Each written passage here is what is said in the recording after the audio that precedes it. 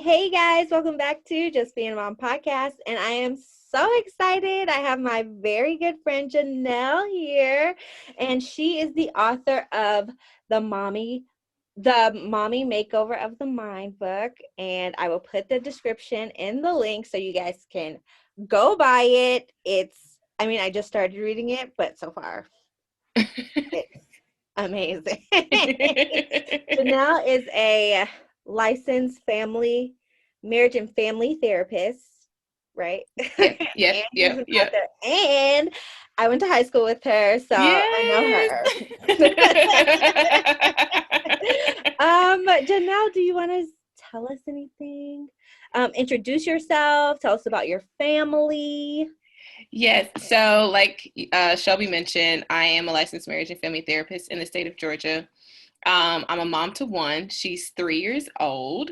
Maybe I'll have some future kids in the future, but not right now. But right now, it's just her. And I'm married to my husband. It'll be 5 years coming up soon. And so, yeah, I own my own private practice online called For the Love Counseling, and that's it.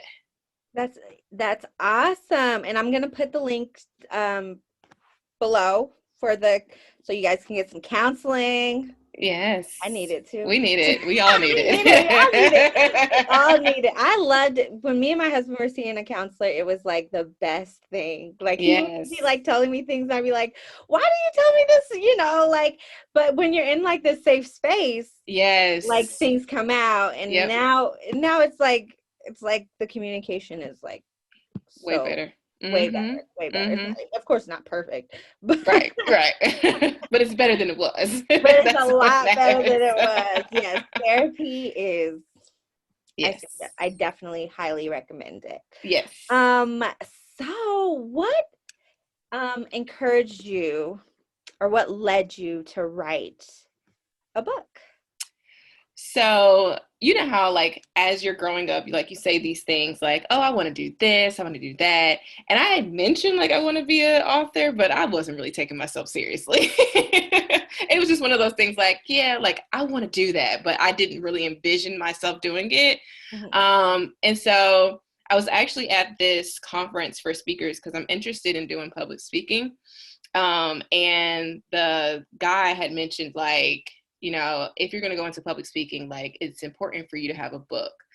And I was like, what? Like, it's been something that I said, but I'm not like for real about it. But the more he kept like driving it home, the more I was like, maybe I can write a book. And I was like, wait a minute, I actually already have the outline of the book because I wanted to create a online coaching program for moms. And so I had already literally written out all the chapters, what I wanted to have in those chapters and everything like that. So I like went home and I was like talking to my husband. I was like, yo, like, this is the book. Like, this is crazy. I have everything already like outlined that I would want to put in it. And so with my experience as being a therapist and then having a child myself, I was like, this makes perfect sense. I have so many mothers that come in, and that's why I wanted to do the coaching program in the first place, was because there's like no resources out there for new mothers or just mothers in general that are trying to go through this journey of motherhood. So I was like, I don't think that there are really any books out there that talk about postpartum in terms of the mental and emotional state of mothers. So that's what led to me writing the book. Like I said, I already had it pretty much outlined. It was just a matter of just writing it down. So, yeah. Amazing. So tell us exactly like what it's about without giving away too much. Okay. So it is about how to help mothers restore their identity, because as we know, we lose our identity when we have kids, especially if we have multiple kids. I've heard many like moms come in and say, my kid is grown, they're out the house, and I just don't know who I am anymore. And so I'm like, okay, if we can figure out how to circumvent this in the beginning, then that means that we can maintain who we are by the time our kids leave. And so it's mostly about identity and then again about your emotional state, your mental state, because if we are mentally and emotionally healthy, then we can raise emotionally healthy kids as well. So I'm all about building generational mental wealth. And so it's so important for us to kind of drive that home. If we have it ourselves, we can, give it to our kids as well. I am so in love with that. The generational mental health wealth. Because Yes. they're generational wealth, but there's Yeah. not generational mental Mental. because Exactly. these what do they call it? My pregnancy brain is the worst.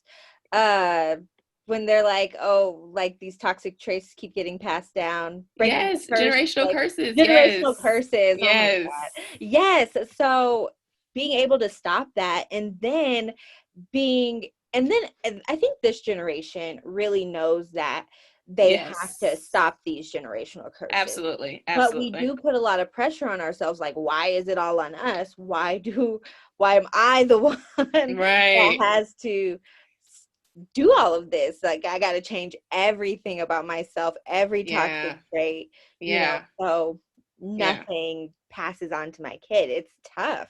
Yeah. It's so tough. I agree. So tell us about being, how is that like being a mom and a therapist? What? So it's very interesting because my husband and I have these conversations about some of the ways that we may approach situations in terms of how we talk to her. And so, funny story, when she was like 2, it's not that long ago, it was just last year, but when she was 2, I felt like his approach towards her was very mean, and I could start picking up on her feeling anxious around him. If I wasn't a therapist, I wouldn't be able to pick up any of this stuff, but I could pick up on the fact that she would feel anxious and nervous around him. So she would be excited, like, "Mommy, look at me, look at me," and I'm like, "Oh, that's so cool. Go show your dad." And she'd be like, I don't know. Like, it was like she was nervous about his reaction. So Keep I that had to kid have a stressed. right, exactly. um, and so I had to have a family meeting.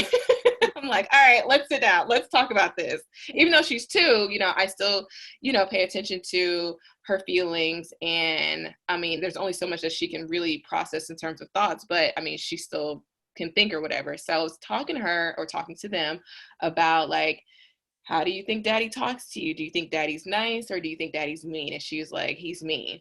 He like, you coerced her into answering it that way. I was like, well, let's see. Like, do you think mommy's mean? She was like, no. Do you think, Grammy's mean? Do you think Nana's mean? Do you, like, I was calling every family member. She was like, nope, nope, nope. And I went back to that. Do you think daddy's mean? And she was like, yeah. And so I was like, you have to pay attention to how you approach situations with her. I know we get frustrated, but the kids can feel it.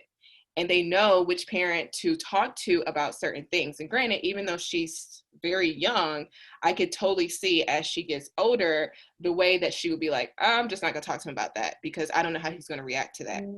So Right. since having that conversation with him, the way that he approaches things, he's a lot more patient with her. He talks to her a little bit differently.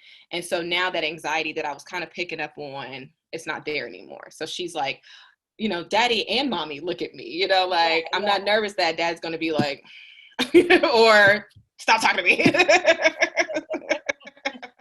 So I, because of my training, I'm like, I recognize things a lot, I think a lot better in terms of just how approaching a situation, even in terms of like her emotions and like going ahead and talking to her about how she feels and trying to help her with how to effectively communicate and not just like yell and scream at us. So Yeah.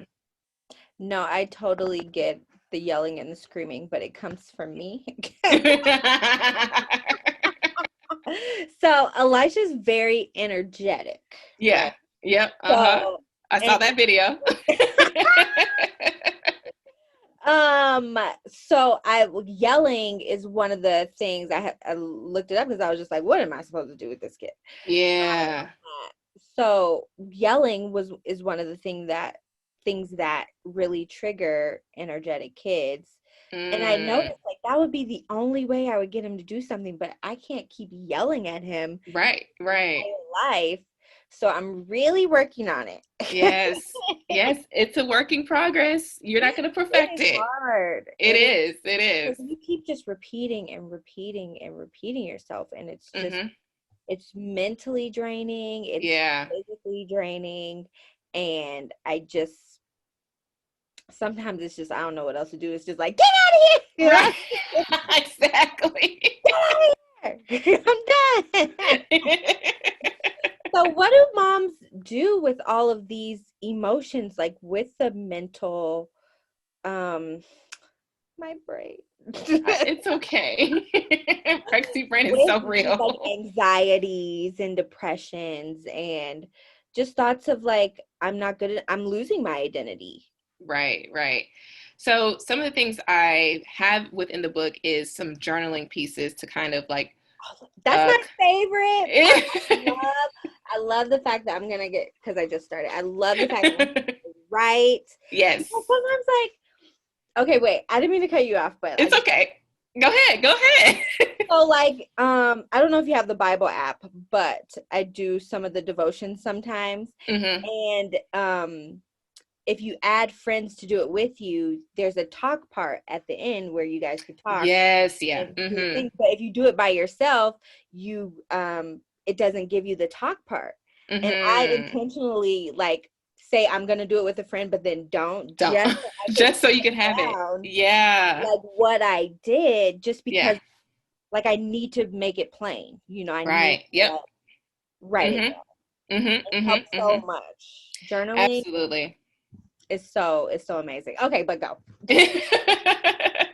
Yes, journaling is so important. I talk to all my clients about the importance of writing things down because what we tend to do is try to process a lot of things mentally. And the problem with that is that your brain knows the tricks and the traps to get you into so that way you can't really think rationally. But when you put it down on pen and paper, then you could be like, this doesn't make a lot of sense. Or, maybe if I rationalize it this way, then okay, now this makes plenty of sense.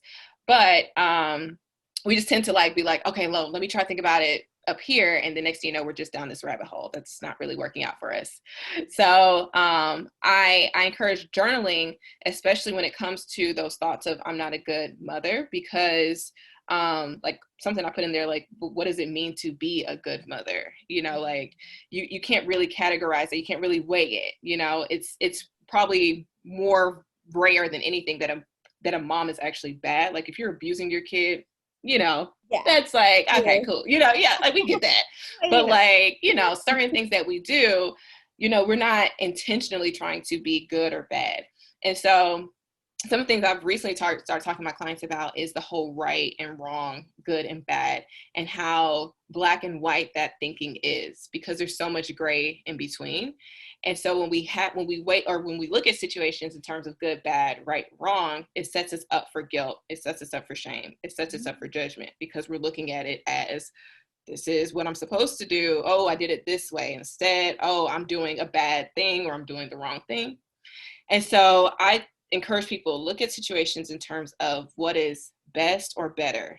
Because if you look at it as, okay, in that moment, like that was the best thing that I did, or maybe next time I could do it differently. This would be better for me, versus looking at it as right and wrong or good and bad. So it's just again, we know momhood is a learning experience, and so there's only so much that we know about what to do. And so we don't look at it as, man, like that was a bad thing. Instead, like, man, I just didn't know better at that time. Like, all right, cool. Let me move God. on to the next. Let me just learn from that and apply it differently this time. That's so amazing. I'm getting my whole like I need to set up a session. Right. Session. Hour. No, oh my gosh, that's so mind-blowing. Like Yeah, you therapists really know how to get in there. I know, right? Because sometimes I in the process, me and my mom don't really have the best relationship, but it's definitely grown, especially since I've had my baby. But I Hmm. always say, like, in the process of forgiving her, I Yeah. always say, like, she just did the best that she could, Yep. you know? Yep. and Yep. I am just doing the best that I can, I still get anxious because I Yeah. don't want him to go through some of the things that I went through Yeah. as a child. And Mm-hmm. sometimes I can see myself like being my mom, and I'm like, oh no, Oh, you know. yeah. Yeah. Yeah. Yeah. Yeah. Yep. Yep. But it's just like the best that I could do at that time, Yep. or like you said, like next time I'll do it better. Yep. Yep. Yep. So And even with the anxieties, like it's important for you to know what your own personal anxieties are so you're not projecting it onto the kid. So if you know, like, okay, I have a tendency to want to be like perfect, and then I try to project that onto my kid to be perfect. Well, you're setting your kid up already for like not meeting unrealistic or not meeting realistic expectations. So if you already are aware of like your own anxieties, it's something that you need to check instead of trying to put it onto the kid. Because then they're gonna feel it, and now they're gonna be anxious kids too. right. Oh my gosh, that's so true. Not that I'm definitely a perfectionist. Um, you can't tell by this setup right now because I'm in my closet hiding from my child. Right. But I really am, and I had to stop. And you know what's funny? Last week's episode was about like making predictions. Mm. Okay, so now I got to take it out because you don't know what this week's episode is about. But this week's episode is coming. This episode is coming out next week. So technically, last week's episode Right.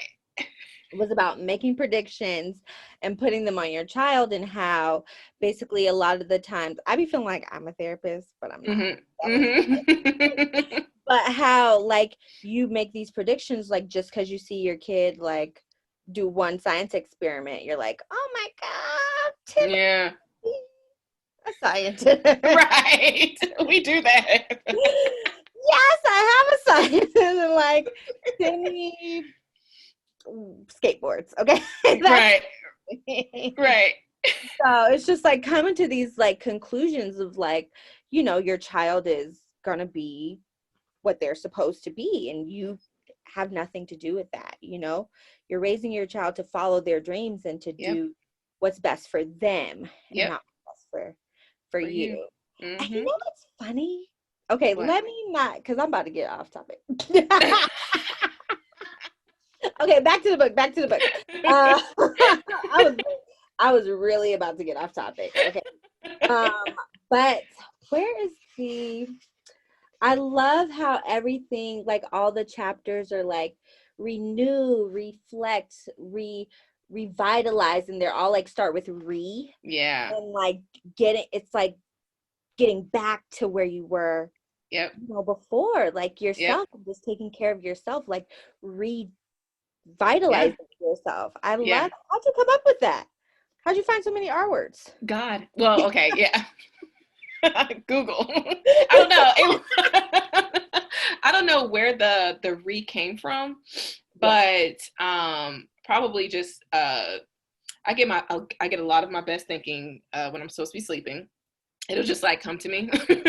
So, which is why I said God, honestly, because just in a moment of just quiet time, I had at least like maybe like 5 or 6 reads that like just came like pouring in, like, Nice. and the other 4 had to look up because I was like, all right, I'm on the train. Like, I got like, like majority of the chapters, but I need 4 more. But I don't know. It just made sense to me, like to come up with the reads, like you said, because it is you coming back to yourself. It is you rededicating yourself back to you, because again, as a mom, it's like, what is happening? You start losing lots of you. And so the other thing too is like the book isn't meant for it to just be read once, like, because again, you're going to go through different periods of your journey. Like your child's going to be a newborn, and then your child's going to be a toddler, and it's going to be a child, and it's going to be a teenager. And so it's important for us to continue to pour into ourselves and like, okay, like now that my child is a lot older, like my thought process is changing about some other things. And so let me just go back through the book again. And, so yeah. Because you're growing too, and you're changing too. Exactly. Yeah. Mm-hmm. What do you say to the mom who like feels like they have lost their identity and they have lost who they are. Like the mom that came in, like, my kids are grown and I don't know what to do now. Yeah. So when a woman comes in, they've lost their identity. We talk to, well, not we, I don't know who we is, but me, I talk to them. I just talk to them about like some of their interests and things like that, you know, just remembering who they were again when they were much younger, when they were a kid. And granted, you know, some of the things that we may lose, or we're not even thinking about as interests, like that we used to do as kids. I provided like a list in the book, to kind of help with jogging people's memories, because they just literally don't remember. Like you could be like, I remember like I used to run track, but I forgot I was interested in like gymnastics, like when I was a kid or whatever. But I see it on the list. It's like, dang, like I forgot, like I actually did used to want to do stuff like this. And you know, when you're in high school, like there's so many like clubs and like extracurricular activities for you to easily choose from. And as an adult, it's not as available until someone's like, yeah, you know, they have adult gymnastics. It's like, for real? Like, okay. So it's just a matter of just kind of remembering those interests that you used to like, and then also remembering like what you wanted to do. Again, we as women make these sacrifices and we forget about our wants. Like, you know, well, I couldn't go traveling like I wanted to because I had these kids. Oh, guess what? They not in the house no more. Like, you could go do that. Go. You could go. And then it's so funny because you'd be like, well, I got to stay here in case they come back. In case they come back, you know? No, go. Live your life. Absolutely. So it's just about, what you said that reminds you of your grandma? Yeah. She doesn't never want to do nothing. She's like, well, who's going to cook for you guys? What? Grandma, we'll be okay. We'll be okay. We're not going to starve. We're not going to starve. We'll figure it out. Starving. Like, yes. Here, baby. Nope. I think you need just a little bit more. We pack it tight. But yeah, I definitely, you know what, that was a big reason I started the podcast, was because I wanted to have something outside of mothering. Yeah. Because I felt like I had a lot of struggles, and I felt like a lot of moms, a lot of other moms were going through the same thing, Yeah. and we could all like help each other and relate. And even though like, well, I guess I'll be a mom the rest of my life. Right? You will. But I was thinking, like, even when he leaves the house, you know, I can still help other moms, you know. For sure. So it's great. I just yes. love mom, don't you? Yes, I do. I do. I really do. But so for me, like that, especially that first year, it's like, you know, you can go ahead and just like cancel it out, you know, at first, because it's so much going on. But by, you know, as they get to their first birthday, you can start to make sense of a lot more things. So I didn't really have any hobbies, and then I started doing my podcast. And that's what made me be like, man, like I need to get out the house. Like my husband, he works out all the time. So that was like his thing. And so I was like, I really don't have a thing like outside of just like being here, being a mom, being a wife. Like, okay, I'm not over it, but I'm like over just doing those things. Like I need something for me. And so doing a podcast, like how you said for you, even though I wasn't doing a podcast for moms, but it was kind of that escape to say, oh, let me connect with just other people outside of like who's in the household. So yep, I totally understand that. It's such an escape. Yeah, I always think we should have something. It's just one thing. Just one thing. That's it. That's it. And even if it's 5 different things, that's great too. That's great. Yeah. So I guess one last question, and I can't remember what it is. It's okay. Pregnancy brain. Pregnancy brain. This is literally the worst ever. Like sometimes like people will be like, go work out, go for a walk, go, do this or do that. And people like are expecting so much from me. I'm just like, I am sick. Okay. Right. I don't feel good. I am very sick. Okay. I know I look good. Right. I know I'm holding it together, but this Right. is by a thread. Okay. Right. This is by literally the thinnest thread. I am hanging on. And people like, and that's the thing too. Like, people put expectations on you. Society Exactly. puts expectations on you, and Yep. now you feel even more guilty. Like, am Yeah. I doing my baby a disservice because I'm not working out, or Right. my baby a disservice because I really want to eat 2 cake pops right now. I'm just gonna do I'm just gonna do it. it. Just do it. Yes. Yes. But Yes. society puts these things on you, and it adds to the guilt.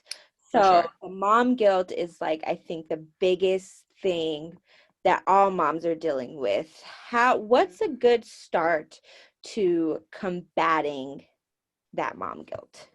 Gotcha. It's mom guilt and mom shame because people shame moms like just for being human. It's like, what? Like, you want to hang out with your friends? Why? Don't you need to be at home with your kid? Like, what? Excuse me. I always think I'm gonna get mom shamed because my kid doesn't wear a mask. He doesn't. He just sucks his Yeah. thumb. So it's like he can't. And I Yeah. always feel like somebody's gonna say something to me. Right. Like, can you mind your business? He sucks his thumb, eat his snacks. Exactly. Leave him alone. Leave me alone. Yes. But I shouldn't feel that way. But I Yeah. always do. Like, somebody's gonna say something. I'm a horrible mom. Mm-hmm. Okay, I know I cut you off. No, it's fine. So when it comes to mom guilt, mom shame, it's kind of related to some of the things I was talking about earlier in terms of right and wrong. And like you said, what society puts on you. The other thing as it pertains to okay, let me tell you the difference between shame and guilt. So guilt is more so like, I did something wrong, whereas shame is I am wrong. Okay. So, right. So guilt is related to the behavior. Shame is related to me as a person. And the problem with shame is that we don't want to talk about what we did. So it has like a lot of secrecy within it because like I'm so embarrassed about whatever. And so we don't talk to anybody about it, and just shame just like cripples us. And then the guilt part of it in terms of like doing something wrong, it's more so you having, again, going back to rationalizing, like, am I really doing something wrong, or am I again doing what I think is a good thing or the best thing right now?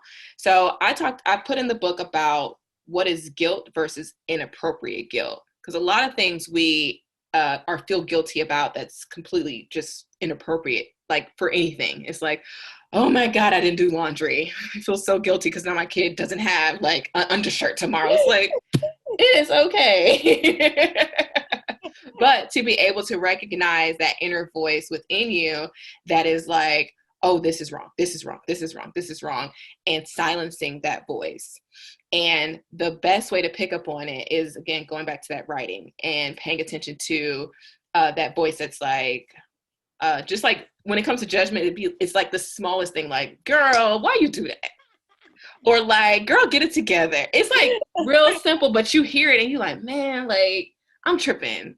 But Yeah. you're judging yourself for just literally being human and just trying your best, or just doing what you think is the best thing right then and there.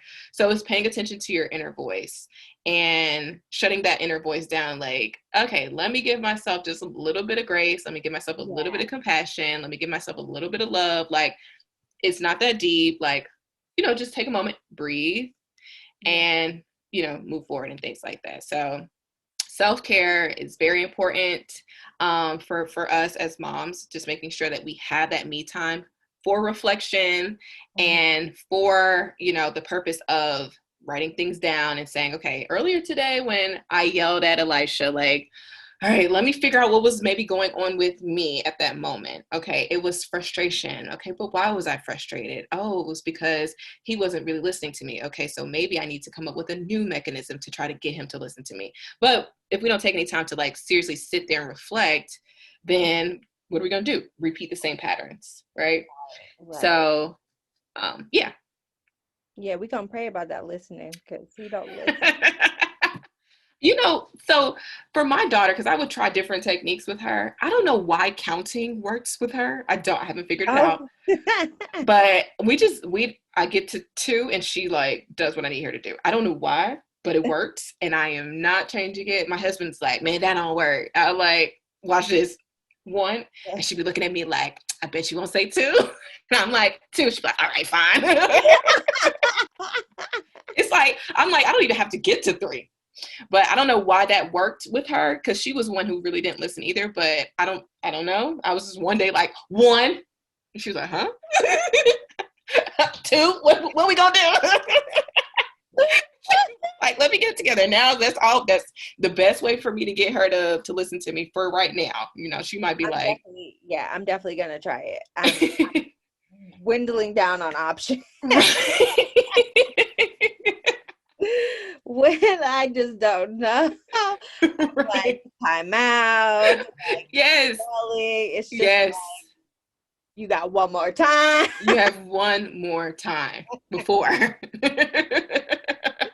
So I'm definitely gonna try counting. I haven't tried that one yet. Yeah, and I guess maybe the sternness in the voice too is like, oh, she's serious. Because my daughter would be like, you funny. Like she would try to punk me out a lot of times. Like, yeah, you think I'm joking? Like, excuse me. Very angry right now. I'm very upset. And my husband's always like, you gotta say it stern. I'm like, I am. I'm trying. This is my stern voice. Right. And that's how I am too. My voice isn't that stern. Like, I'm trying. But the counting hit. Okay, I'm definitely gonna try it. Try it out. Well, that is it. Thank you so much, Janelle, for coming on. Again, I will put the link. Yay! I'm so proud of my friend. She wrote a book. I haven't read it yet. I literally just started. I'm sure the rest of it is amazing. Yes. Just going based off of our conversation here. Yeah. Yeah. So you guys check out all the links in the bio in the description. And we will see you guys next time. Yay. Bye-bye. Thank you so much for having me. Oh, come back anytime. Yes, of course. Of course. Thanks for watching. Don't forget to like, subscribe, and hit that bell for notifications. See you next time.